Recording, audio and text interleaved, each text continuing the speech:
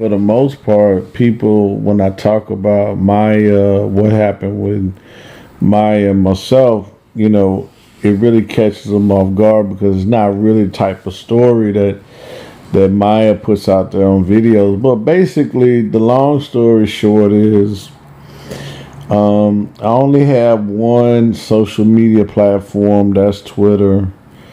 I don't have any other one.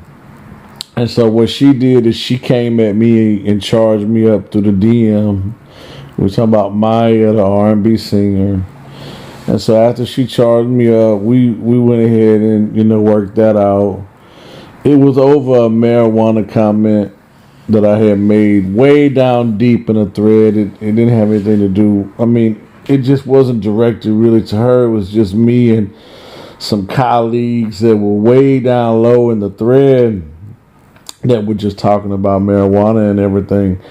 And all of a sudden, the next day, I was checking my regular email and it was like, you have a direct message from at Miss Maya. And so then that's when she charged me up over the comment.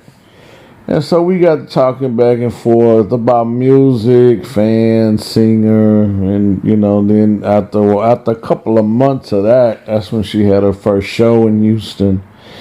But I confirmed with her that I was gonna go. But so when I showed up, it just seemed like she still was upset about what happened with Twitter. But fast forward to September of 2017 is when Maya and I were at the park downtown Houston at the picnic table.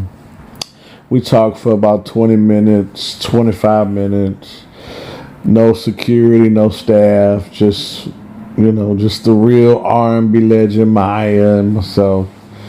But the difference was that who she is in real life is so far away from the image that you see on Twitter and the image that you see on IG, and it's so 360 degrees away that it's just crazy. Like you understand why Maya doesn't ever really share that part about who she really is, because it's so different. And I think that has everything to do with how Interscope Records developed the artist Maya going back 21 years ago.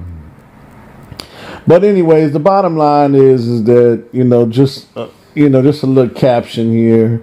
So on September 9th of 2017, she asked for a hug. I gave it to her. She demanded I come to her next Houston event. She's like, you are going to come to my next Houston event, aren't you? And I was like, well, in my mind, I was like, well, already real life. So, like, why do I need to go back to your show? Like, why do I need to go back to your job again? And, but I was like, yeah, I'll come through. And so when I came through, she was killing the champagne. They had given her a bottle of champagne. She was just hosting.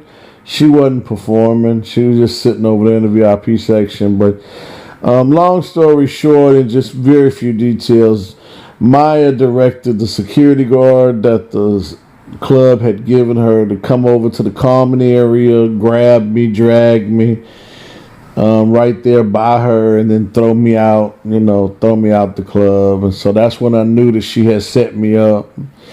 And I don't know if Maya had intentionally set me up from the picnic table, or whether she looked back at the picnic table like, I wish I would have brought it to a close, or maybe she regretted how she handled it at the picnic table. Like I said, she really wasn't all that forthcoming on a lot of the questions that that I had asked her at the picnic table, because we weren't talking about music and we weren't talking about her music career. We were talking about her personal business and her personal life. So, but that's just a little caption. I want to direct you to Maya's Trilogy Part 1. You just go to Google, type in Maya's Trilogy Part 1, and that'll come up. It's a little 15-20 minute read. I will be coming out with Maya Trilogy Part 2 and 3 around December this year. And other than that, that's about it. So I think the screenshot basically is there's so much more to Maya that nobody's ever really been aware of, and to help you, or help some of those fans that want to know a little bit more, other a little bit behind the music.